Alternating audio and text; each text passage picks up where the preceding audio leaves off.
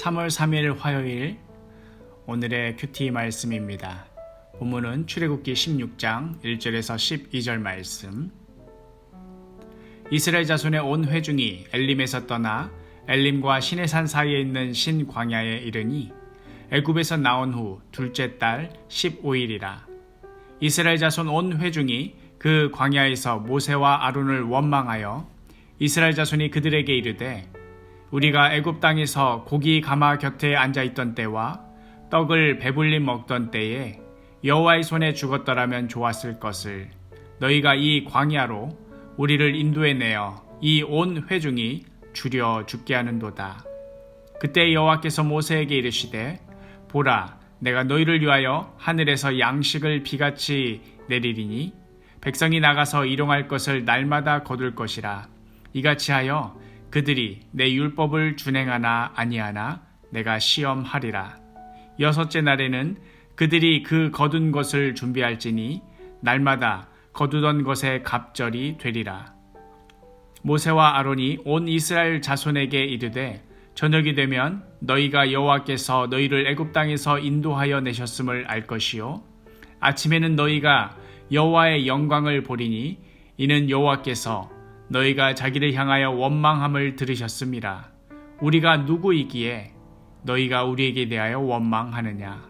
모세가 또 이르되 여호와께서 저녁에는 너희에게 고기를 주어 먹이시고 아침에는 떡으로 배불리시리니 이는 여호와께서 자기를 향하여 너희가 원망하는 그 말을 들으셨음이라.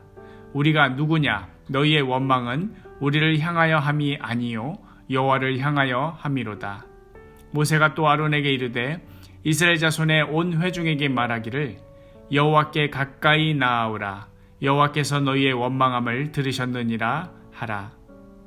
아론이 이스라엘 자손의 온 회중에게 말하매 그들이 광야를 바라보니 여호와의 영광이 구름 속에 나타나더라. 여호와께서 모세에게 말씀하여 이르시되 내가 이스라엘 자손의 원망함을 들었노라. 그들에게 말하여 이르기를 너희가 해질 때에는 고기를 먹고 아침에는 떡으로 배부르리니 내가 여호와 너희의 하나님인 줄 알리라 하라 하시니라. 아멘.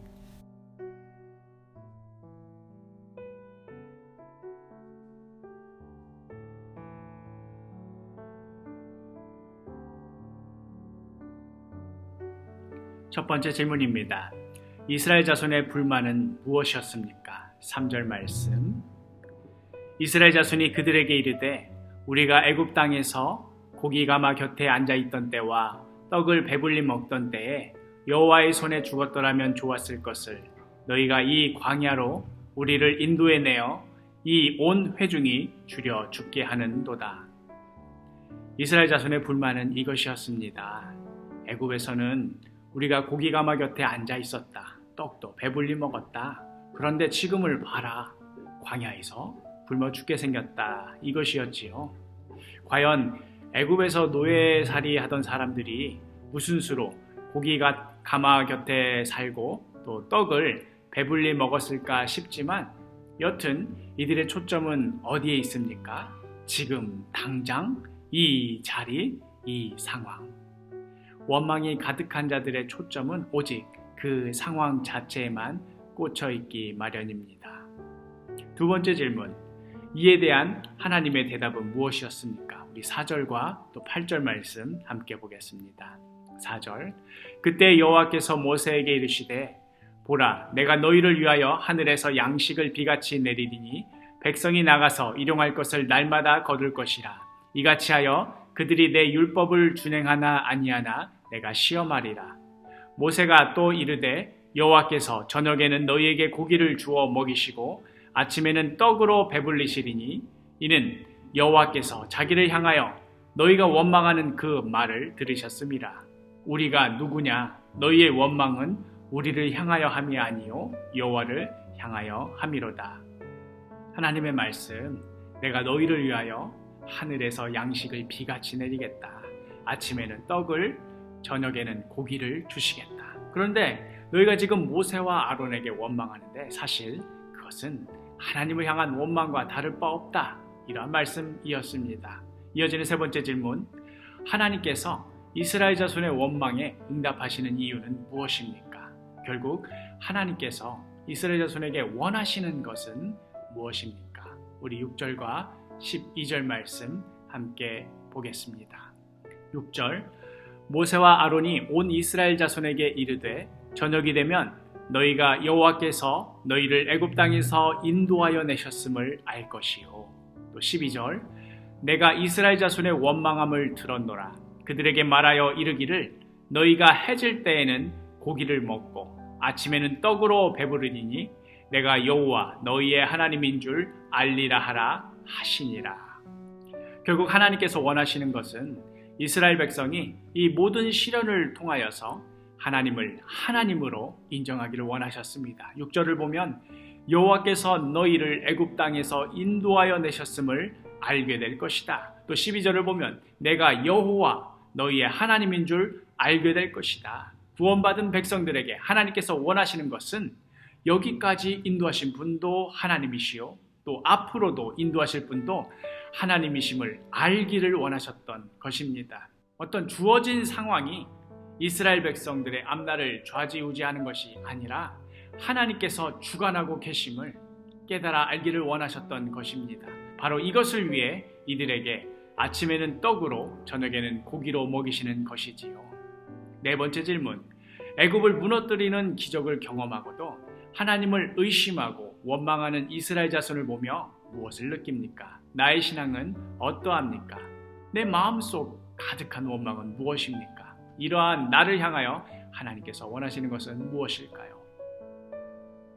어떤 의미에서는 잘 이해가 되지 않지요. 그동안 하나님께서 이스라엘 백성 앞에서 행하신 놀라운 기적들을 생각해 보십시오.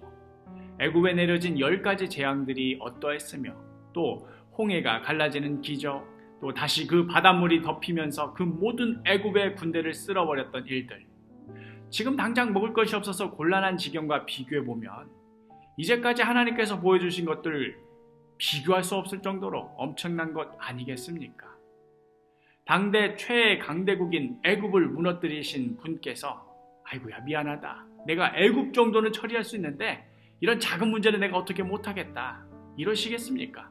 바다도 가르시는 분께서 아이고 미안하다, 내가 바다 정도는 가를 수 있는데 야, 먹을 것은 책임 못 져준다 하고 말씀하시기야 하겠습니까? 결국 우리의 마음이 문제인 것이지요. 여기까지 인도하신 하나님이 어떠한 분이심을 잊어버리고서는 우리의 시선을 지금 당장 눈앞에 떨어진 상황에만 집중하는 이상 불평과 불만이 나올 수밖에 없는 것입니다. 코로나 사태로 인하여 우리의 삶이 이루 말할 수 없을 정도로 피폐해졌습니다. 매일처럼 흘러나온 뉴스로 인해 우울증에 걸릴 지경입니다. 심리적인 것뿐만 아니라 실제 바이러스의 위협을 날마다 실감하며 살고 있습니다.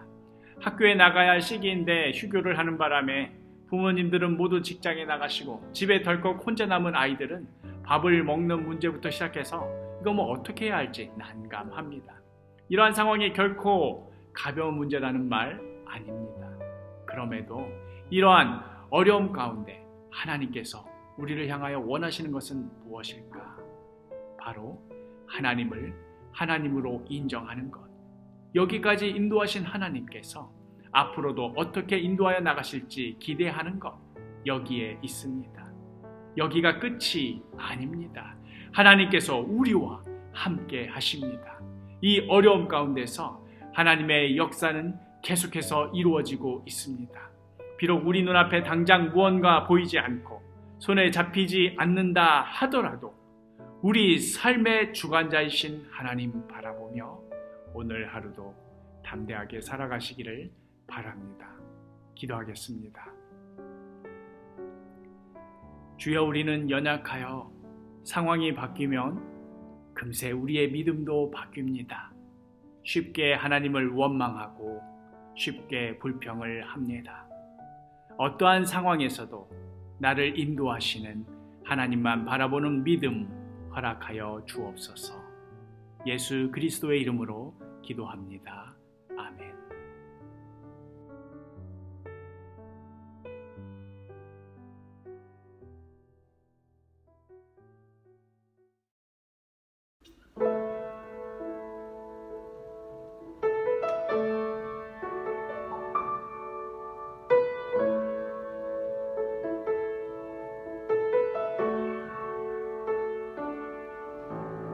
아,